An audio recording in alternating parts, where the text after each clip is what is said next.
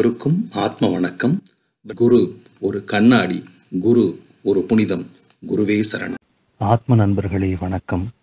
இப்போ விக்கிரக ஆராதனை சம்பிரதாயம் உலகத்துல எங்க பார்த்தாலும் அதிகமா இருக்குது. அதனுடைய உண்மை தத்துவத்தை அறிந்து அதுக்கப்புறம் அந்த ஆராதனை எப்படி செய்யணும், எது விக்கிரகம், எது ஆராதனை, எது ஈஸ்வர சேவை அப்படிங்கிறத சுவாமி சிவானந்த பரமஹம்சர் அழகா விவரிக்கிறாரு. விக்கிரக ஆராதனைனா என்ன, எதுக்காக, எதை ஆராதிக்கணும், விக்கிரகத்தை அறிஞ்சுக்கலைன்னா ஆராதிக்க முடியுமா? முடியாது.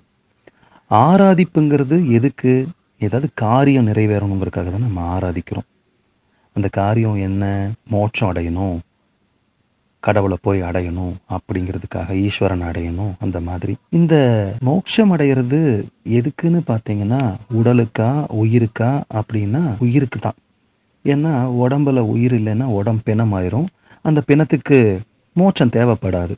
அப்போ இந்த உயிருக்கு தான் மோட்சம் தேவைப்படும். ஆனால் ஈஸ்வர சேவைங்கிறது நம்ம எல்லாரும் உடம்பால தான் பண்ணிக்கிட்டு இருக்கிறோம். எப்படின்னா, கோயில்களில் காணப்படக்கூடிய அந்த விக்கிரகங்களுக்கு போய் நம்ம உடம்பால சில விஷயங்களை செஞ்சுட்டு இருந்தோம்னா நமக்கு ஈஸ்வரன் நமக்கு சாதக பலன்களை அருளுவாரு, ஆரோக்கியத்தை கொடுப்பாரு. ஆனா இந்த விதமா இல்லாம ஒரு மாற்று விதமா இருக்குது. என்னன்னா, ஆராதிக்கிறவங்களுக்கும் பண்ணாதவங்களுக்கும் இந்த உலகத்துல வேறுபாடே இல்லை, ஒரே மாதிரி நிலையில தான் இருக்கிறாங்கன்னு சொல்றாரு. இப்போ இந்த கோயில் இருக்கக்கூடிய அந்த விக்கிரகத்திற்கு எப்படி சக்தி உண்டாகுது அப்படின்னு பார்த்தோம்னா, பிராண பிரதிஷ்டை பண்ணும்போது தான் அதுக்கு சக்தி உண்டாகுதுன்னு கருதப்படுது. நம்ம பிராண பிரதிஷ்டை பண்ணிட்டோம்னா, பிராணனை கொண்டு அந்த விக்கிரகத்துல பிரதிஷ்டை பண்றது அப்படின்னா பிராணனை அந்த விக்கிரகத்துல நிலைநிறுத்துறதுன்னு அர்த்தம்.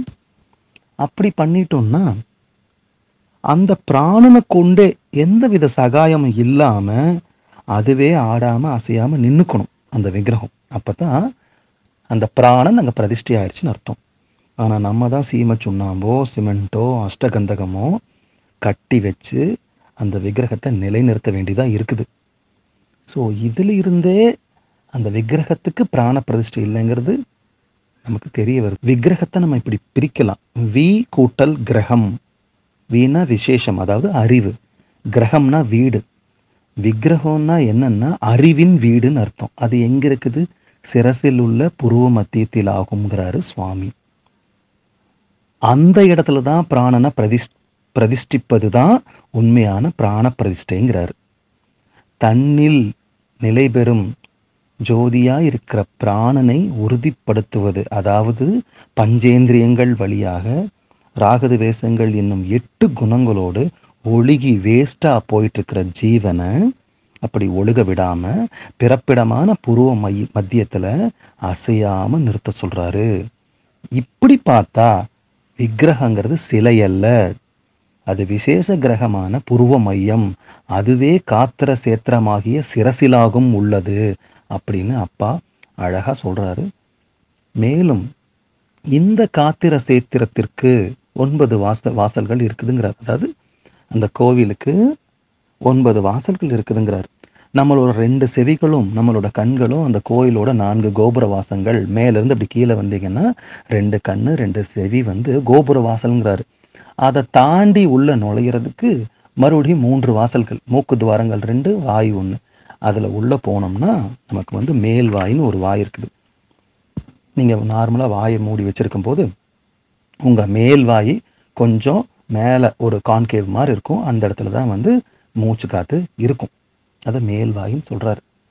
அந்த மேல் வாயை தாண்டி கொஞ்சம் உள்ள போனோம்னா உள்நாக்குன்னு, அதாவது யானையோட துதிக்க எப்படி தொங்கிட்டு இருக்குதோ அதே மாதிரி ஒரு உள்நாக்கு தொங்கிட்டு இருக்கும்.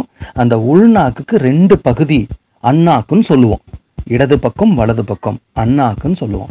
அந்த வலது பக்கத்துல உள்பகுதியில மேல, அதே மாதிரி இடது பக்கத்துல உள்பகுதியில மேல 2 துவாரங்கள் இருக்குதுன்னு சொல்றாரு அப்பா. அதுதான் குதம் கொய்யம்னு சொல்றாங்க.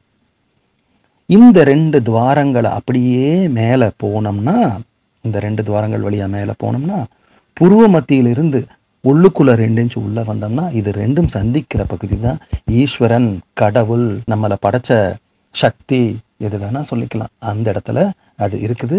அந்த சக்தி அங்க இருக்குது. நம்ம ஜீவன் அந்த சக்தி கூட போய் ஐக்கியம் ஆகுது. ஜீவ ஈஸ்வர ஐக்கியம் அங்கதான் நடக்குதுன்னு அப்பா சொல்றாரு. இதை தவிர எந்த விக்கிரகங்கள் கிட்ட போய் நம்ம நின்று என்ன பண்ணினாலும் நமக்கும் எதுவும் சித்திக்காதுன்னு சொல்றாரு. அதனால ஜீவனை, கீழ்கதியா இருக்கிற ஜீவனை மேல்கதியா கொண்டு போய் நம்மளோட பிறப்பிடமான, நமக்கு எல்லாம் உருவாகக்கூடிய மனம், வாயு, சப்தம் எல்லாமே உருவாகக்கூடிய அந்த இடத்திற்கு, நம்ம எங்கிருந்து வந்தோமோ அந்த இடத்திற்கு நம்மளை கொண்டு போய் நம்ம சேர்த்தணும், நம்ம ஜீவனை சேர்த்தணும்னு சொல்லிதான் சுவாமி சிவானந்த பரமஹம்சர் அவ்வளோ அழகா சொல்லியிருக்கிறாரு. சித்தர்கள் நிறைய பாடல்கள் மூலமா இத சொல்லியிருக்கிறாங்க. ஆனா எளிய மக்களுக்கும் புரிகிறபடி ஜெகஜோதியும் சித்த சமாஜ நிறுவனமான சுவாமி சிவானந்த பரமஹம்சர் அழகாக இதை சொல்லியிருக்கிறாரு. அதனால உண்மையான பிராண பிரதிஷ்டை, உண்மையான உருவ வழிபாடு எல்லாம் இருக்கிறது நம்ம சிரசில் ஆகும்ங்கிறத சொல்றாரு. சிரசுக்குள்ள இருக்கக்கூடிய அந்த கற்பக கிரகத்துல வாழக்கூடிய அந்த உயிர் சக்தி, அந்த ஈஸ்வரன், அந்த உயிர், அந்த கடவுள், அது கூட நம்மளோட ஜீவனை கொண்டு போய் சேர்த்துறது தான் ஜீவ ஈஸ்வர ஐக்கியம். நன்றி, நன்றி.